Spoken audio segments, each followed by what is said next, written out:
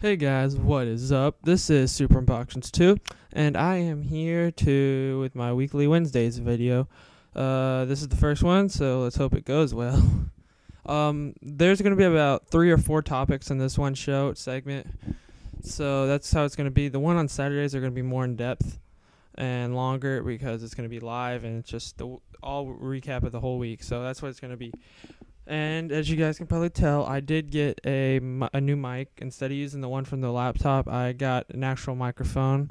So hopefully it sounds different. I'm not sure yet. I haven't really listened. But the first topic for today is going to be the white iPhone 4.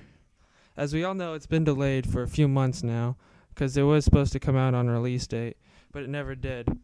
And now we think it's going to come out in spring of next year, is what they said. The Apple people said that. We're not sure. But as you can see, if you go on their website and you just go look at the Buy iPhone tab, it's not up here anymore. It used to say, like, not available or for in-store shipping or pickup, but it's not there anymore. I don't know what this means. This might mean that they're just going to drop it all together, just forget about it. It's too much of a problem. Or maybe it will come out for spring. And there is some other theories. But the reason it was delayed was because, let's just zoom in right here. Okay, right around the edges of the screen on the white phone, right around here, it was supposedly leaking light, I guess. Like, you could see some light shining through on the edges, and I guess Apple didn't like that. I mean, it wouldn't really bother me, I don't think, and I guess so that's what their problem was, and they said some was leaking from the home button too.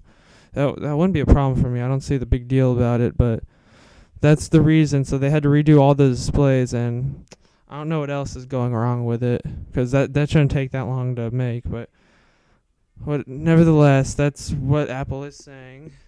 And some other theories is since it is coming out in spring, why would it come out in spring of next year when that's pretty much when the new iPhone comes out, iPhone 5 or iPhone 4GS, whatever it's going to be called. It's going to come out a few months after that. So I don't get what the point is. So my theory is they're probably just going to drop it all together and just forget about it and say, hey, there's going to be no iPhone 4 white edition, so we'll just drop it and maybe wait for the next iPhone to fix it. Or maybe, this is another theory I just came up with, it might be going with Verizon. Like, maybe the white one, it will be only for Verizon, and they're not announcing that yet, and the black one will be with AT&T.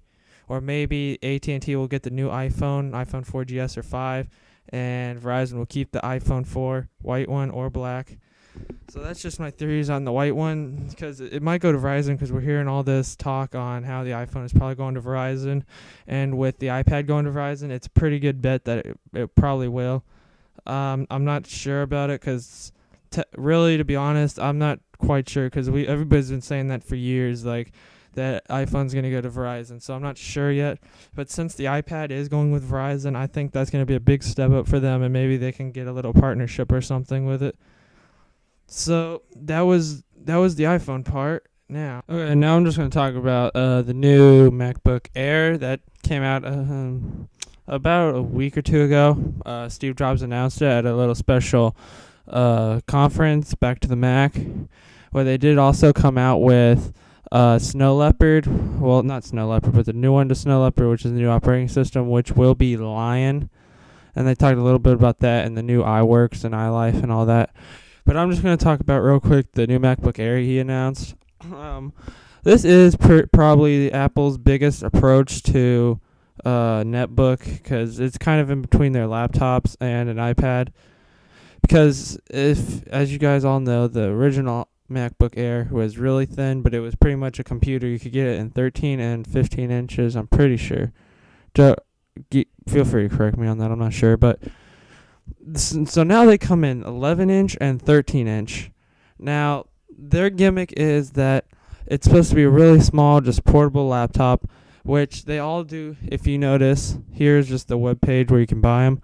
They all do have, where can I see? They have solid-state drives. I don't really see it saying that. But they all have solid-state drives, and what that is, that's so, like, instead of hard drives, it's kind of a replacement for hard drives. So solid state drives are just like little chips, and they don't need to start up as to where the hard drives have to start spinning and warm up.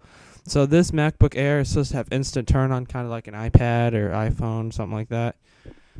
So that's kind of their little thing to get people to buy it. And as you can see, the gigabytes are pretty small, since the solid state drives are a lot more expensive and they're not as high in gigabytes yet in memory.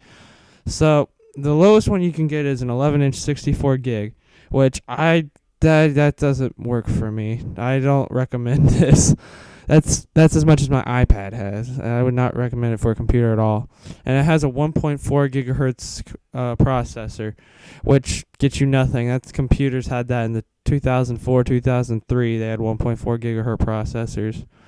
And we're in 2010, and they should be able. We're up to like 3 gigahertz processors and stuff. So I don't really see going for that. So I wouldn't recommend this. But maybe if you go up to the 13 inches, 13-inch one, and I can see why they did that. The smaller it is, the less space they have to put stuff in. So I can see their reasoning for that, but just I would have left it out, to be honest, because it doesn't really make sense. I mean, they try to keep the price affordable, but that still doesn't cut it for me. But then if we go up to the 13-inch, you do have 128 gigabytes, which is decent. But if you plan on doing a lot of editing, movies, downloading stuff, songs, all that'll run out pretty quick. I'm already through about 150 gigs on my laptop, and I've only had it for a few months. It's my new one. So that's the only problem. But this one does have a 1.8 gigahertz processor, which is better. It's still not as good as you can get now. Like laptops usually average at 2.4 gigahertz. Mine's a 2.6, and it's okay. It's average right now. So this is a little low, but it's still you can get by. It's better than the 1.4 where you're just cutting it close. This is okay. It's doable. And they do have all 2 gigabytes of RAM, which you could pretty much probably just imagine. And the graphics, I'm not a big person on graphics, so you don't need to take that from me. But they do all have GeForce 320M graphics. So I'm not a big computer game player. I play on my Xbox mostly. So that's pretty much how I play my games. I'm not a computer person at all. Yep, and they do range from $999, which is the starting MacBook price for the 11-inch 64 gig, and all the way to 13-inch 256 gigabytes for $1,600. Now that's also where I don't think that's good, because you can get the big 23-inch iMac, huge screen, a lot of memory for that same price. It's just this. To be honest with you guys, I mean, I'm a little, I guess you could call me an Apple fanboy. My friends call me that, but I would not buy this if I had the money. I wouldn't. It's just not. It's not worth it. So, yep, that's the MacBook part. Now, okay, this is the last part of this episode for Weekly Wednesdays. I'm just going to talk a little bit, I pretty much mean it this time, just a little bit of the Call of Duty Black Ops zombies, Nazi zombies. I have just read that, because as we all know, Black Ops is coming out the 9th, which is next week, Tuesday, I believe. I think it's Tuesday. I'm not quite sure. Tuesday or Monday or something like that. Anyway, sometime next week. And I saw there's going to be more than this one map. This one map is going to be, it's pretty unique. You wouldn't suspect it. Okay, this is what it's going to be.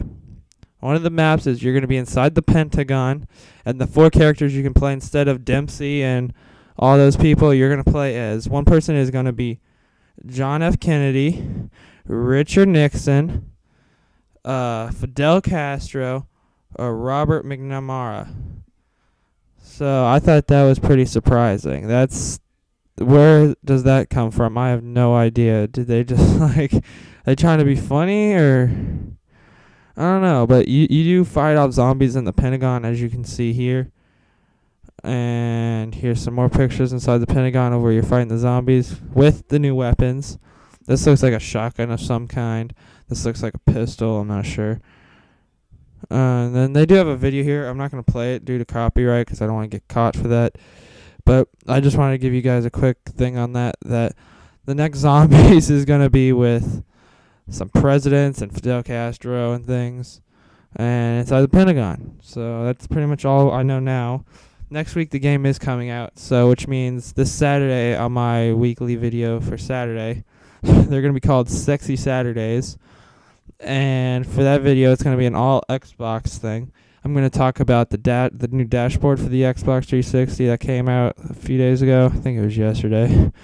And then I'm also going to just talk everything I know about Black Ops, everything about it I know. Because since it's coming out soon, and that's gonna be that video. And next Wednesday, I'm not sure if I'll have a video because Black Ops will be coming out, and I might be pretty busy with that. So I'm gonna try my best to get one up. It might not be this good. It might just be a little review or unboxing or whatever. So I'm just letting you guys know that for now. So that's pretty much all that is for this episode of Weekly Wednesdays. Don't forget to comment, rate, and subscribe. And tune in for Sexy Saturdays.